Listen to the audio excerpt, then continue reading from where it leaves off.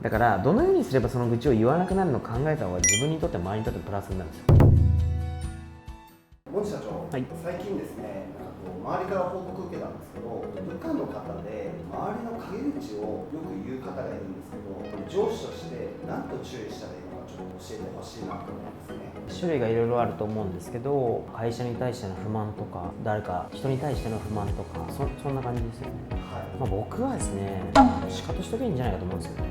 具体的に事が起こってから対処しに行くというよりかは、その事が起こる前に前提条件を作っているっていうことを大事にしていまして、その文化の形成とかなんかそういうことなのかなと思っていて、まず一つ考え方として、陰口、誰かの悪口とか、会社もそうですし言うってことは、シンプルに面と向かって言えばいいじゃんっていう教育をしとくんですよ。陰口は全部悪だと。言ってもいいけど誰にも聞かれないように言ってくれる。勝手に自分のストレス解消で言っとけと。本人を目の前に言うんだったら陰口ではない。だって真っ当なことだったら別に陰で言う必要ないですよね。どうしても真っ当に言ったらなんかいろいろ問題が起こりそうだなと思うから陰で言うわけじゃないですか。だったら人巻き込むんじゃねえよと。お前が勝手に一人で言ってろよと。ブツブツ一人でつぶやいておけと。こんな感じでもう考え方をインストールするしかないですよね。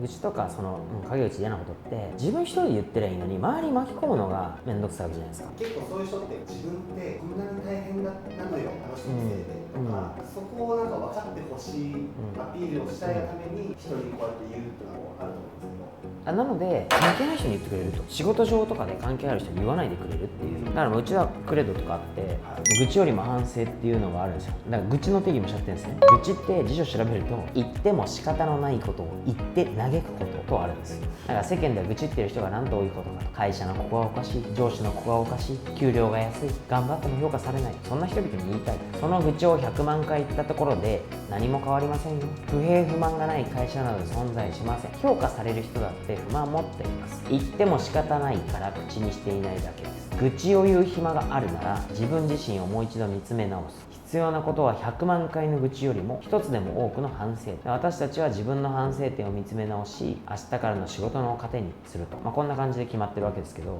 なんで愚痴を言ってた瞬間にはいはい愚痴よりも反省ですよねっていう文化形成をするしかないんですよ。前提の場作りというか文化情勢が結構重要だなと思ってますね。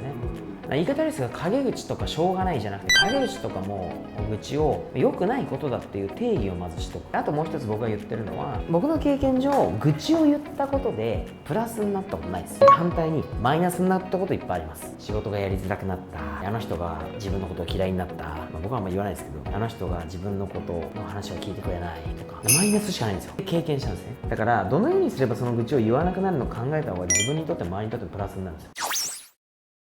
愚痴を言うとか陰口を言うっていう人ははっきり言いますよ。自分のことしか考えてないですよねって言うんですよ。愚痴を言わない人は周りのことを考えてますよ。だって僕嫌ですもん。例えば愚痴を聞かされる、いい気分になる人います？愚痴を聞いて言ってる自分だけ気持ちいいだけでしょ。だから反対の立場になったらいい気分しないんですよ。他の人のそれを聞いた時ってすげえ嫌な気分なんですよ。いい気分になったことないですと考えたら、愚痴を言うのは利己的ですねってなんです。利他的な人は愚痴言います、とにかく愚痴っていうのは陰口も周囲に悪影響を与える。自分の課題に対しての解決策にはなりませんと。だから愚痴からは何も生まれませんと。私たちはちゃんと次のことを考えましょう。愚痴を言う暇があるなら改善しましょうと。こんな感じを会社のクレドというか中で考え方として定めているんで、まず愚痴を言った陰口を言った瞬間にそれって良くないことですよねっていう、まずもう固定概念で走るんですよね。もう一回言いますけど、愚痴を言う人は利己的、愚痴を言わない人は利他的みたいな感じでずっとインストールしていくと、言いたくても言えないみたいな、言いたくても言えないじゃないですかって言われるんですけど、今言わなきゃいいじゃん、一人で言ってろよみたいな、山の上で叫んどけよみたいな、これでいいんですよ。それでも言っちゃう人がいたら、いますよね。でもいるんですよ結局、噂話とか。自分が陰口だと思ってなくても周りからすれば陰口っていうの場合なんで、この場合はもう本当に伝言ゲーム気をつけろと。噂話とか第三者から聞いた話はまず信用するなっつうんです。悪意があるないじゃないです。大体伝言ゲームってすごい変わるんですよ。だから伝言ゲームじゃないと、事実を確認しに行きなさいと。だからちょっとでも陰口っぽいのとか悪いの聞こえたら話聞きに行けと。こんな噂聞いたんだけどそれって本当に言ってる言ってないよね、どういう意図で言ったのって聞きに行けと。例えばだから社長に会社にこういう不満があります、あの人がもう辞めるって、なんならみんな連れて辞めるとか言ってますとかって大体伝言ゲームで来るわけですよ。来たとするじゃないですか。だったら、あ、言ってるんだよね、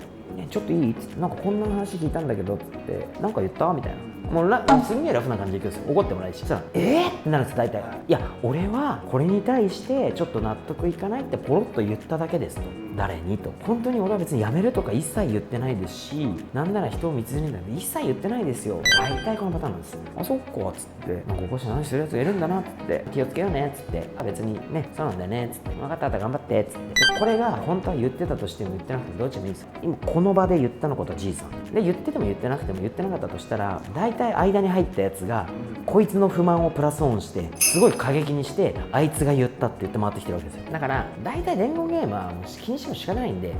陰口はほとんどフェイクだと、フェイクニュースだと思って相手にすんなって大体みんな言ってます。それでも気になるんだったら事実で本人に聞きに行きなさいと。大体大したことないよ本当に。そんなこと言ってないっていう場合がほとんどです。その間に入った社員とかには何と対応されますか？あんまりひどい変換をしてるとしたら、そいつも聞きに行きますね。お前こんなこと言ってるって聞いたけど、どうなのって。大体そういうやつに限って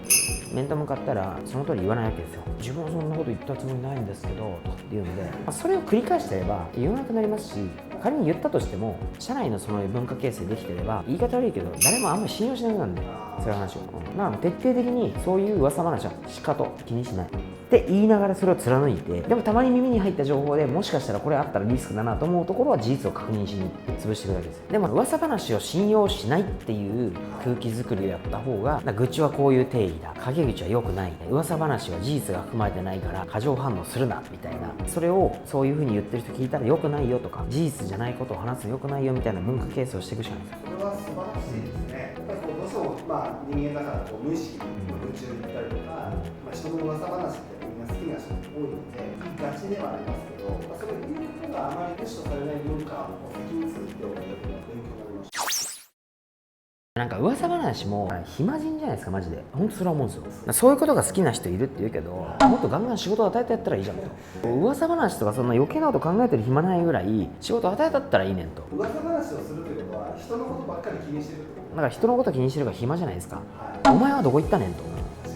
おっしゃるとおり。とにかくそんなの相手にしないと。こういう姿勢で突っ張った方が僕はいいと思いますよね。それがずっとやり続けてれば、噂話とか愚痴とか不満とか陰口とかが相手にされないっていう文化作っちゃうんですよ。相手にされなくなったらみんな言わないんですよ。だから暇だし、人のこと見てるもそうだし、大体妬みとか嫉妬、ね、何か自分が不満を持ってるからとかじゃないですか。あとは承認欲求とか自分も大切にしてほしいとか、なんかあいつが頑張ってるの評価されたけど俺は評価されてないとか、だからそんなの相手にしなければ、それをしても相手にされない。子供がお母さんの気を引くために悪いことをする、いたずらする、好きな女の子に相手にされたいからちょっかい出すのと一緒なんですよ。それを相手にしてたら、ちょっかい出したら反応してくれるって学習しちゃうわけじゃないですか。ちょっかい出しても相手にされないってことが分かったら次の方法を考えるんです。上司として、もしそれ陰口だったり、愚痴を言う社員がいた場合には、まずそれを言うこと自体が恥ずかしいというか、文化をやっぱりしっかり調整していくと、噂話の暇人がどうなんで、それがする暇もないぐらい忙しくさせたい。多分だからうちの会社とかは社長に言ってもくだらなって言われるだけだから言ってもしょうがねえかって笑いながら言ってる人か、そういう噂話とか一言目くだらな、ちょっと俺それよりも考えなきゃいけないことあるんだけどみたいな、頑張ってない人のことを話すよりも頑張ってる人のことを話す方が俺は気持ちいいんだけどみたいな、どうでもいいわとかって言っちゃったりするんで、それが多分身についてるから、社長に言ってもどうせくだらなってなるなって、言ってもしょうがねえな、別に一回はなくてもみたいな、っていうか確かにくだらねえな、俺も聞いてる暇ねえよこんなのみたいな、そういう風になってると思いますけどね。そういう人って一応聞いてくれちゃう人がいるから、言いやすくなって言ってしまう。そうですね。聞いたらみんななんか